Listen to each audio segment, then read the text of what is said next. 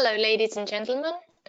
It is a pleasure to be with you today for this presentation on the fundamentals of writing scientific and medical research papers. This is a disclaimer by Crimson Interactive, and this is how you will be able to ask any questions during and at the end of the presentation. I am Despina Sanadu. I'm a molecular biologist in training. I did my PhD at the University of Cambridge and then served as a lecturer at the Medical School of the University of Harvard. I'm now an associate professor at the Medical School of the University of Athens, and I'm head of the Clinical Genomics and Pharmacogenomics unit. Through the experience I've had over the years in research, I'd like to share with you some tips and advice on how to best prepare your manuscript for submission. The topics we will be covering today, starting with an overview of biomedical publishing, conceptualizing your research study, writing different sections of the manuscript, and this is where our emphasis will be placed, adding relevant references, effective presentation of data, and then we will be touching on journal guidelines and the process of submitting your manuscript to publication. Let's start with an overview of biomedical publishing. Why do people publish? As you may already be well familiar with, the main reasons that drive the publication process start with sharing your discoveries with the world and advancing science, promoting your career, because this is a demonstration of how important your work is, personal development, contribution to clinical and public health, contribution to science and research, and channelization of time and resources used for practice. Some important medical facts. A lot of the research that is performed around the world is never published and therefore never becomes known to other scientists around the world.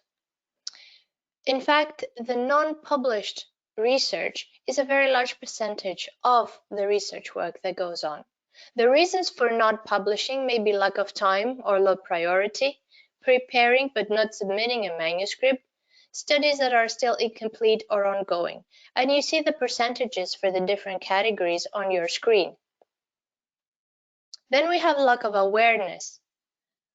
In a study, it was shown that out of the resident doctors, out of 50% that had participated in research other than a dissertation project, 28% had made scientific presentations, but only 4% actually had publications in scientific journals. Rejection rates is another important issue to bear in mind. According to Hall and Wilcox, it was shown that approximately 62% of the published papers have been rejected at least once. So rejection is actually an integral component of the publication process and certainly not something to take personally. The rejection rates do vary considerably between different journals, and they're particularly high in top-tier journals, as you would anticipate. In those top-tier journals, they may vary from 80 to 85%, while some others have actually reported rejection rates in the order of 90 to 95%. So rejection is very much part of the process. What we do, as we will see in the course of this presentation, we do our best to perform the highest quality of research work, the highest quality of manuscript, and ensure that we follow the guidelines for submission. Now, what about academic publishing output? There's various metrics and databases presenting, summarizing the number of publications in different countries by different institutes, by different scientists, and attributing H-indexes or number of citations, or using various metrics to measure scientific performance in that way. In the specific SCImago journal and country rank, you can see in your slide here, you'll see that Finland in specific during the period 1996 to 2020 has had 110,657 publications, a very large number of citations, close to 4 million citations, and you can see how many of those were self-citations, this leading to an H index of 526. Similarly, you can see how it compares to the metrics of other countries leading in the science research world. Now, let's look a little more rejection and acceptance rates in medicine. And you will see, for example, that the New England Journal of Medicine publishes only 5% of the 5,000 research submissions that they receive every year. JAMA Internal Medicine receives approximately 3,000 submissions per year and has a 13% acceptance rate. While Okiki et al. Found that in 5 years, 76% of manuscripts rejected by the Journal of Bone and Joint Surgery got published in other journals. So take-home message, up to this point, rejection rate can be very high in high-tier journals and high in many other journals. It is part of the process, but rejection does not mean it's the end of the road. In fact, it's the opportunity to make your manuscript even better and submit elsewhere until it finds the appropriate home. Now, there's different types of studies in biomedical research, and this is important to always bear in mind because this will guide you to the choice of type of manuscript you will prepare and the type of journal where you will be submitting your work. So there's primary research and secondary research, and then primary can be divided into basic research, preclinical, clinical, and epidemiological, whereas secondary can be divided into meta-analysis and reviews. In turn, basic, preclinical, clinical, and epidemiological can be divided further into subcategories, such as wet lab and in silico, in vitro and in vivo, observational and interventional. And then we have different types of manuscripts. There's the original research articles, technical reports, clinical trials, brief communications, case studies. Then we have manuscripts that are specific meta-analysis or systematic reviews, and then letters, commentaries, and opinion manuscripts. It is important for you to decide before you start writing your manuscript what type of manuscript you're aiming to prepare, and ideally which journal you will be targeting, at least at first. And this will be driven both by the type of work that you've done, the type of research that you've performed, and the type of data that you have available. So these two slides are helpful in guiding you through the different options that are available.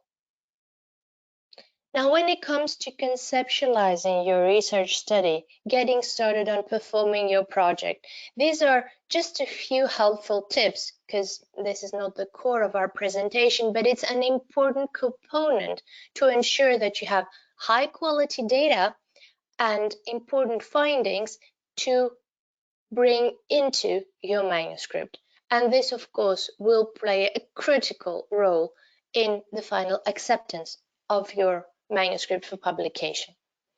So just to refresh our memory, components of the research process include, first of all, to plan and strategize. What is your scientific question? What are you aiming to answer? Which way will your research be going? 2, ensure that you have all the necessary resources and collaborations to perform this work. Have your plan and your partners. Conduct the study meticulously with all the controls in place, with all the replicates in place, with all the complementary methodologies in place, etc. Compare and contrast your findings to existing knowledge. This is very important. What new are you bringing into the science world, and how does this compare with what's already known in your specific field? And then communicate your findings and conclusions through a manuscript as well, of course, as oral presentations, abstracts, and whatever else you prefer. Now, when it comes to formulating the research question, which is extremely important when you start the project, but it's also very important when you sit down to prepare your manuscript. It needs to be very clear in your mind. What is the scientific question that you're aiming to answer with your work? So find a focus. Observe what is out there in the literature, what's already known. What are the open questions in the field? Identify the gaps. What can you bring in? So make a very thorough, detailed literature review, a literature search when you get started to very well pinpoint the areas that need to be addressed, where question marks remain in the field, and then refine the research topic you will be working at, the research questions you will be working at. And then go back and question yourself and reassess, is this an important question really in my field? Is it really an open question, or are there many people who've already tried to answer it? What can I do differently if others have already tried to answer it and it was unsuccessful? What can I bring in that will actually solve this problem or answer this question?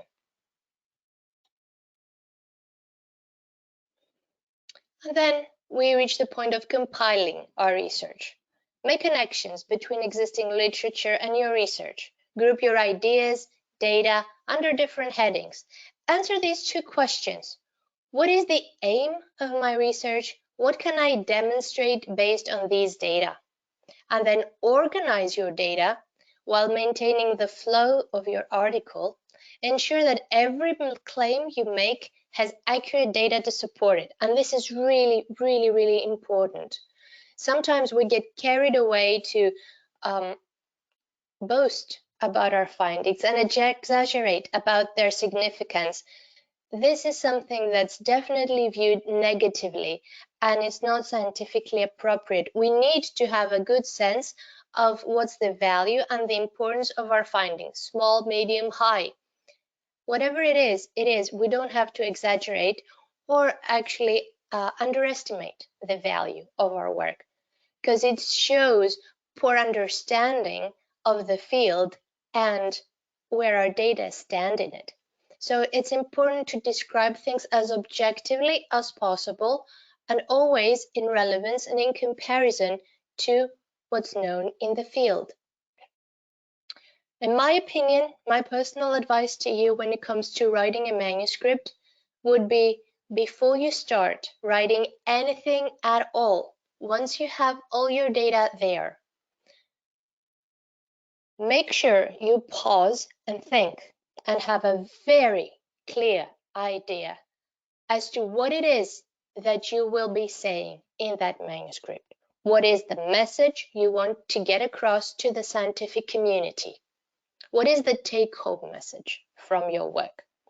If you can write this as a sentence and stick it on your computer screen and look at it every time you sit down to work on your manuscript, this will help you stay focused towards this aim, this main goal of your manuscript, and avoid writing unnecessary details or unnecessary information that will dilute your manuscript.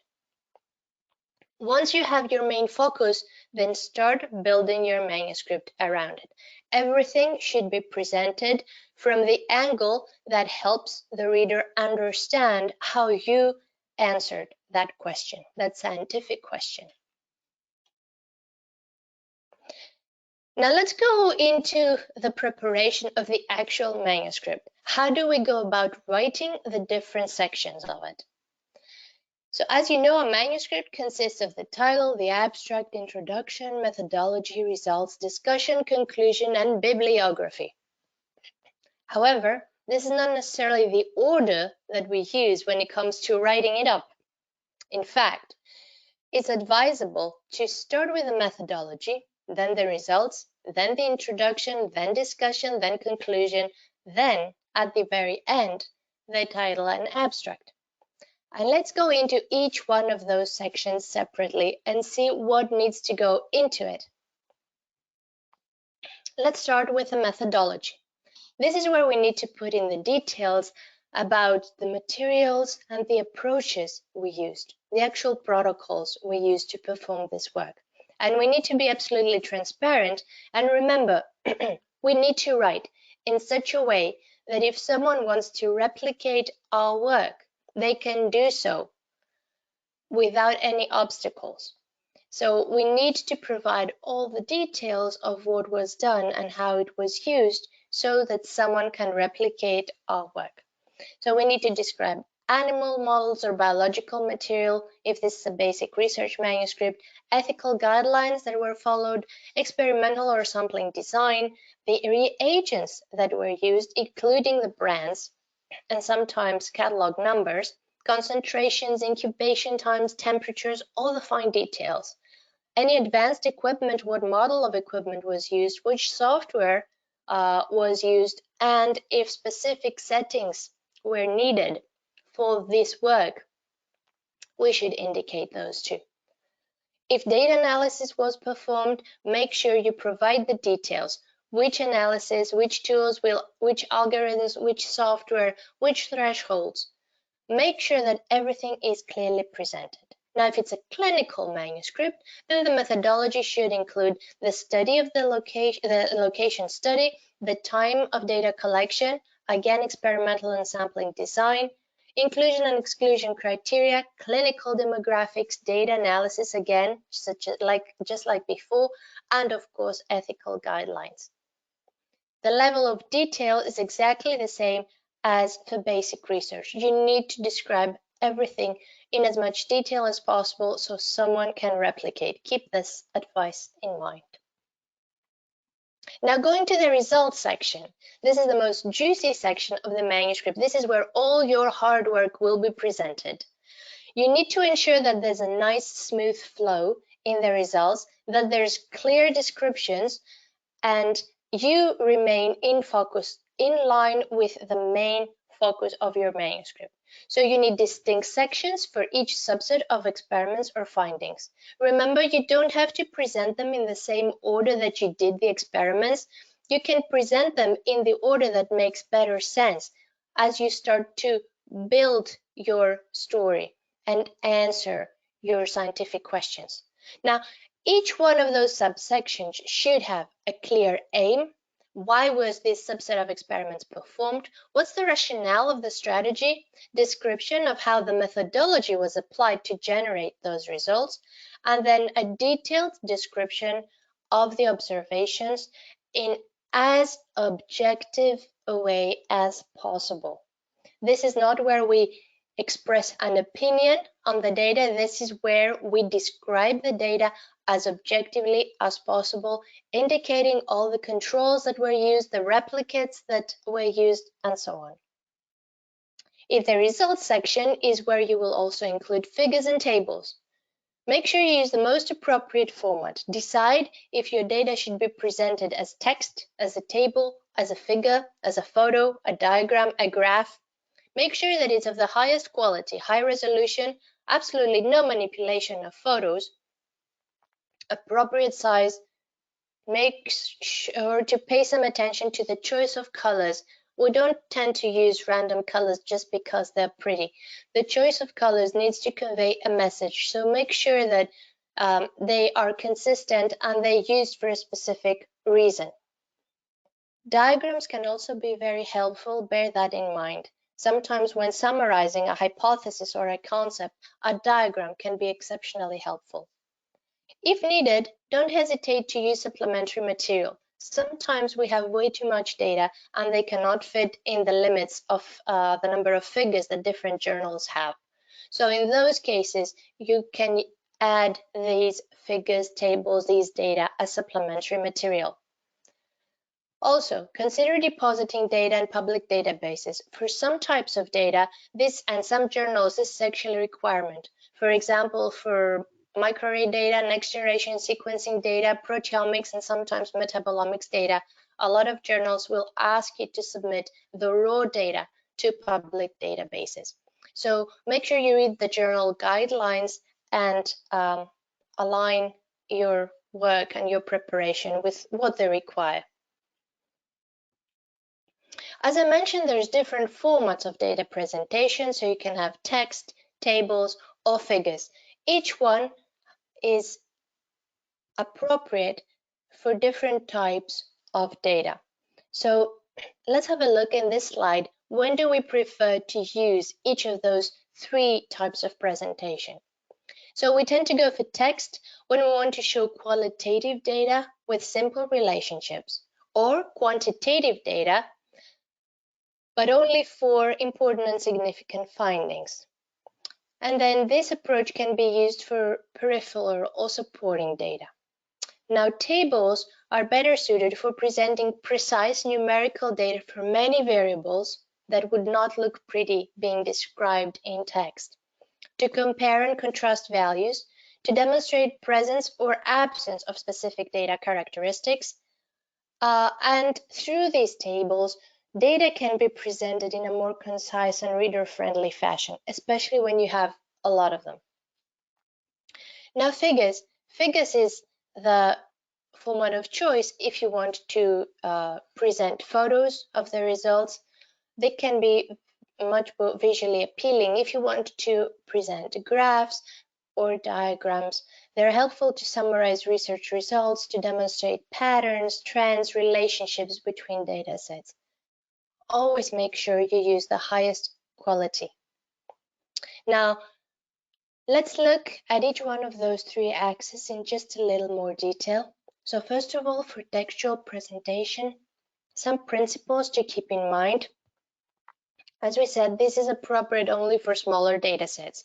You don't want to be describing tens of different numbers in text when you could instead put them in a table.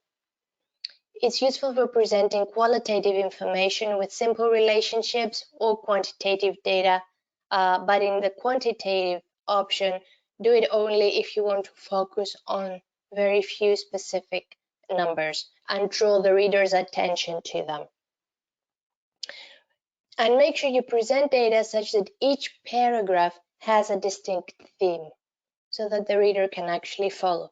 But bear in mind, describing numbers in text can be very tiring for the reader. Trying to describe a photo in the text, again, does not give the full information. So it's only for very specific type of information that you want to use text. Then you go on to use tables or figures. So we use a table when we have multiple numerical values or the relationships need to be shown. When preparing a table, you want to ensure that it has a title that is clear and to the point. The title of the tables always goes on top of the table, whereas the figure legend goes under the figure. Include a brief, clear, and comprehensive table legend. Include bibliography if needed. And don't hesitate to add footnotes if needed at the bottom of the table.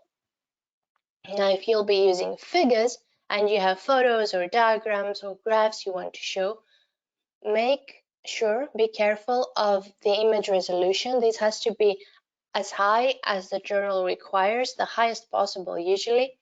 Make sure that you save the file and you prepare the file in the appropriate file type.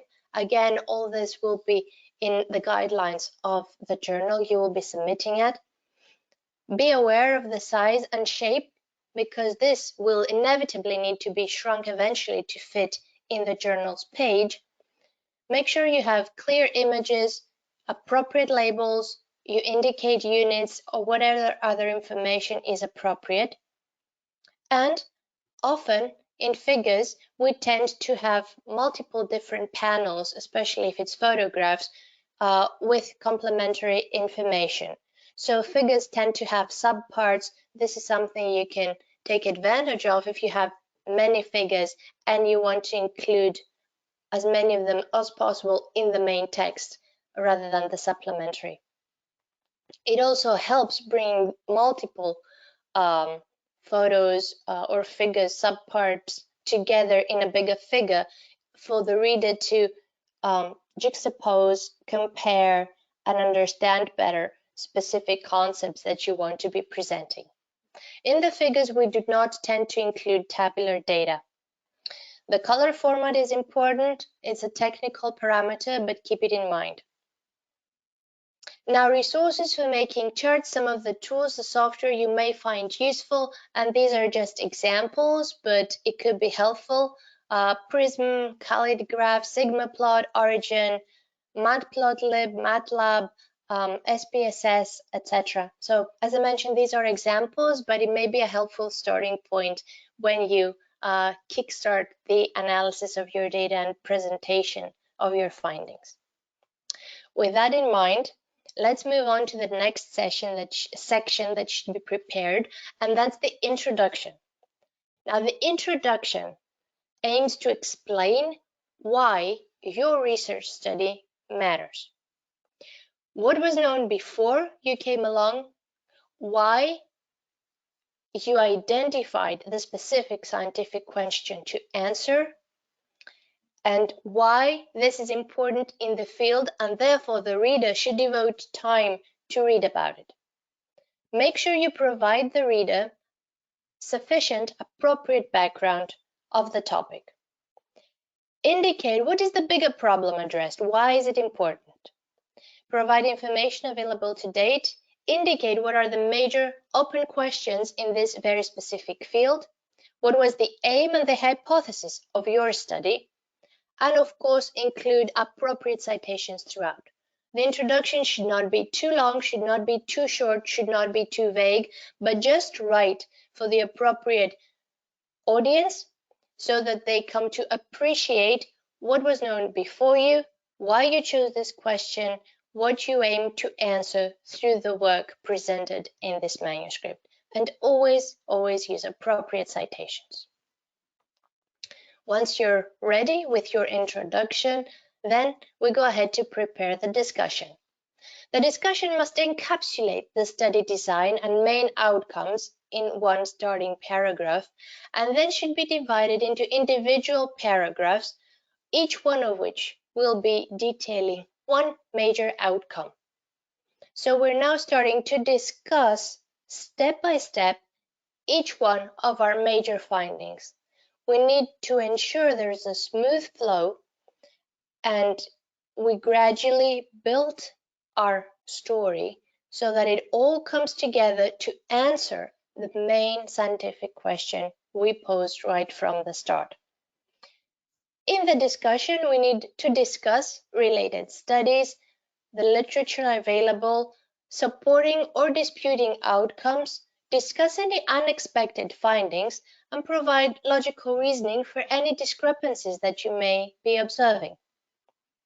Towards the end of the discussion, it's usually appropriate to have a paragraph on limitations where you may refer to issues related to the study design, study population, size, duration, the factors that were evaluated, the methodology that was chosen, or issues with this methodology, the number of replicates, material used, etc.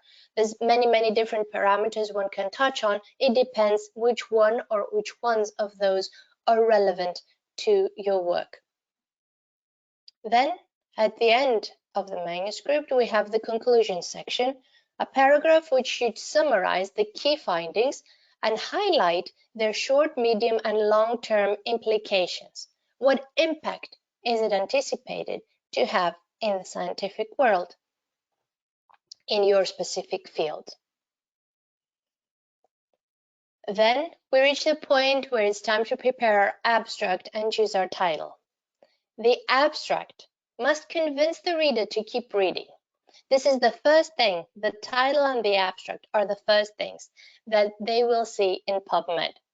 By reading the abstract, they will decide if they want to go ahead and read your manuscript and maybe cite your manuscript. So the abstract must include key points from the background, rationale, methodology, results, and conclusions, and in a way, be a self-sufficient miniature article, fitted in only 200 to 300 words. But this is the layout it should have and the information it should contain. It just needs to be expressed in a very concise fashion. Provide sufficient detail to ensure inclusion in meta-analysis and reviews, but at the same time, be lay reader friendly, because this is something that will be read by scientists from many different fields. And then the title, the reader's first impression of your research paper. A title must be concise, accurate, original, captivating. Use specific, field-specific keywords and explicitly state the most important findings. It shouldn't be too vague. It shouldn't be extremely specialized and we certainly don't want to use jargon words. It needs to be concise and captivating, objective without exaggerating your findings, without underestimating your findings. A title that's just right, representative of the high quality of your work, representative of the actual significance of your findings. Now, once you have your text and figures ready, you need to ensure that you include all the appropriate citations and prepare the bibliography. Just a few notes on that. In-text citations need to be inserted in the manuscript wherever a work has been influenced by someone else's work. So authors should provide citations while directly quoting someone else's work, paraphrasing someone else's work, or presenting results on the basis of an already published work, which is something that's very frequently done. There's many different ways to write a citation, and it depends which citation style you're using, but be aware that each journal has their own citation and bibliography style. So make sure you check that, you check the requirements of the journal you will be submitting at so that you can prepare right from the start the citations and bibliography in the appropriate format, so you don't have to be reformatting at the end. Nevertheless, if you do need to change it with the appropriate software, it's very easy. Bibliography actually lists the sources that the author has referred to while conducting the research study. Always check, as I mentioned, the recommendations, and traditionally you will be asked to include author or publisher name, editor name, title of the research article or the book or the web page, the date, page numbers, and volume numbers. This will all be in the guidelines of how to prepare the bibliography. There's many different tools, thankfully, that make our life much easier and to a large extent automate the process. You can find commercial as well as free ones. Some of those as examples are presented in this slide for your convenience. So EndNote or RefWorks would be two commercial ones. Zotero, Mendeley, and Citavi would be some of the free reference management software. Now, journal guidelines for successful submission, something that we always need to bear in mind right from the start and along the way.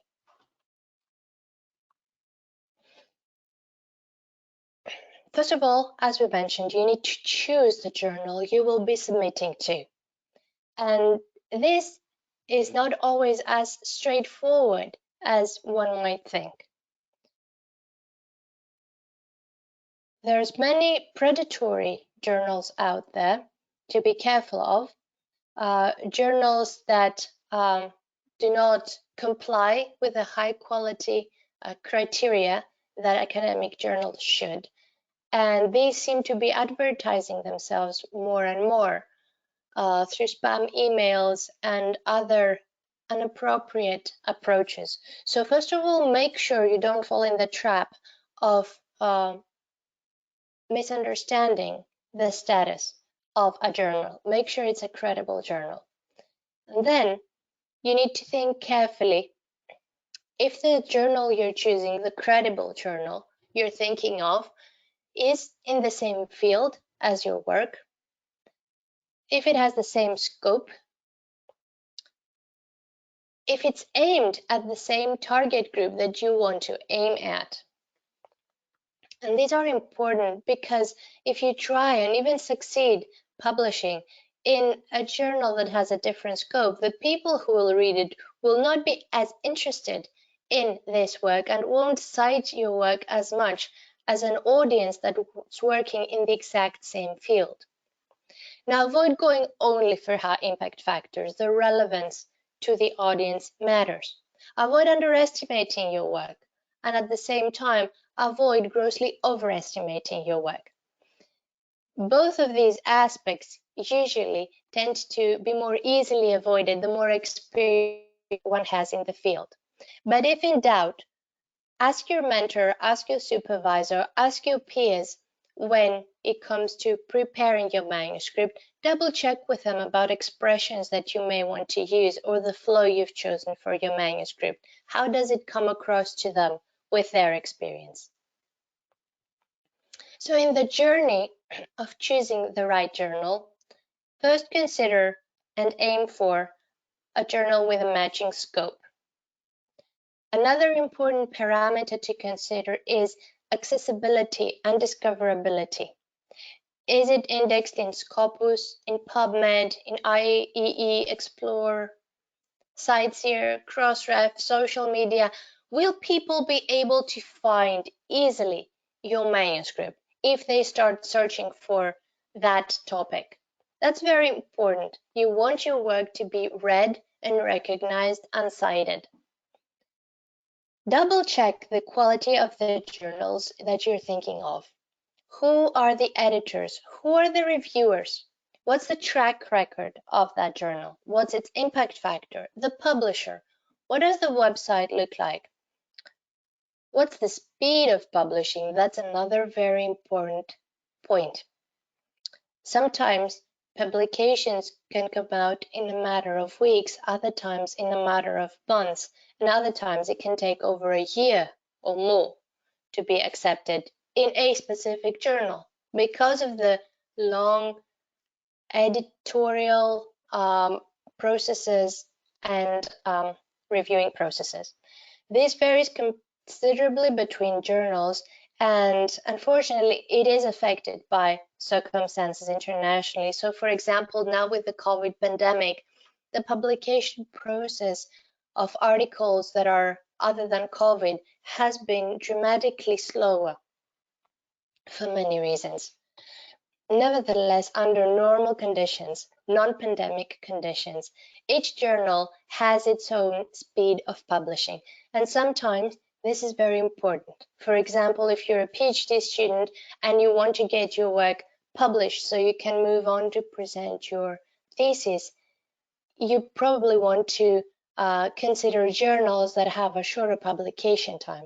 Or again, if you know there are other teams working on similar topics and you want to be the first one to publish this work, then you want to avoid journals that will take many months to consider your manuscript and give you a response. Then there's the publication model. Some journals are open access and require a fee, which can be fairly high. Other journals allow publication for free, but then charge for subscription. Each model has its advantages and disadvantages. On one hand, if you can pay the fee for an open access journal, then a lot more people will be able to, anyone really, will be able to access and read your manuscript, your paper, your publication. However, the question is, do you have the funds and do you want to devote them towards this purpose?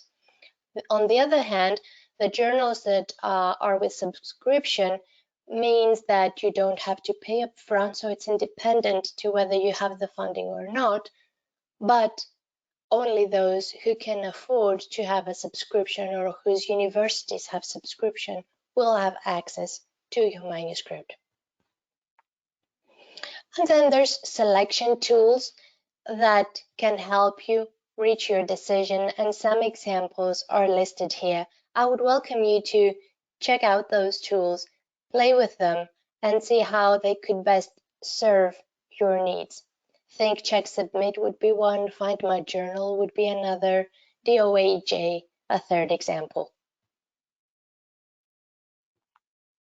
Now, there's various initiatives already and tools that can help you identify your the best suited journal for your work or better suited journals for your work. And some of these tools are primarily focusing at providing information about trusted, reputable journals, so that at least as a first step, you can ensure that the journals you're considering are reputable, not predatory journals, and therefore your work will have a quality home if published there. Some of the initiatives you may want to check out are indicated in this slide: DOAJ and WASPA. Some general guidelines. Always ensure that the manuscript complies with the journal guidelines. You have to read carefully those guidelines, the editorial guidelines, submission procedure information, copyright and ethical guidelines, and you must make sure step by step that you comply to all of those. Medical journals often encourage authors to follow the ICMJE guidelines while submitting their manuscripts, which means that you need to be familiar with the ICMJE guidelines, ideally before you start writing your manuscript. The purpose of those recommendations, it's actually very important. They have been developed to implement best practices and ethical standards while conducting, reporting, editing, and publishing medical research. So in fact, it is important to be familiar with them right from the start. When you even start your research, start your project, before you even get your data and start writing. The guidelines are aimed at helping both authors, editors, as well as peer reviewers to distribute accurate, clear, reproducible, and unbiased information. So those guidelines should really be followed along with any individual journal's instructions for authors. They are the type of guidelines that will certainly not be contradicting or opposed to any reputable journals' guidelines. So a list of journals that follow the ICMJE recommendations can be found here, and you'll have the link available on your slides. But regardless of whether the journal requires you to follow these recommendations or not, it's a good idea. It's a very good idea to be aware of those recommendations and keep them in mind and follow them as you perform your work. Now, once you have all that ready, you're there getting closer and closer to the submission platform of your journal of choice, and you want to make sure that you have all the material ready, available in an organized folder, ready to upload. So what will you need? You will need to make sure you have your main text file, figures, tables, supplementary data.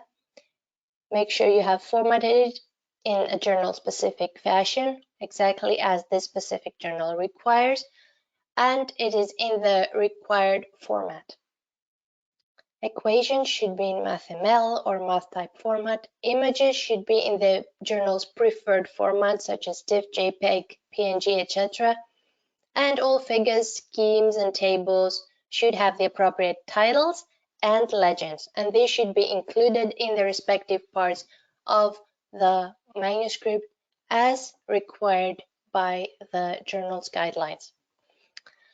In the submission process, you will need to have available author information, authorship, and keeping in mind authorship criteria, acknowledgement sections, funding information, IRB approval depending on the type of your work.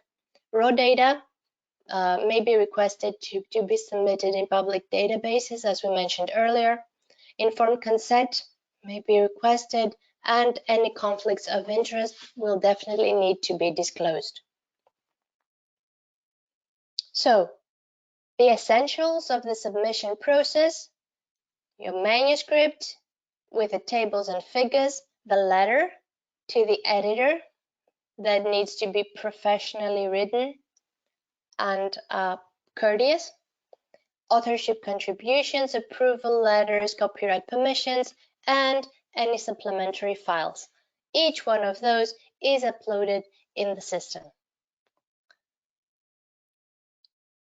Other submission requirements may include a full statement to the editor that all submissions and previous reports about all submissions and previous reports that might be regarded as redundant publication of the same or very similar work, a statement of financial or other relationships and activities, so the conflict of interest, a statement on authorship, who contributed what from the authors listed, contact information for you and possibly the other authors, and a letter that informs the editor if concerns have been raised regarding the conduct of the research or if corrective action has been previously recommended.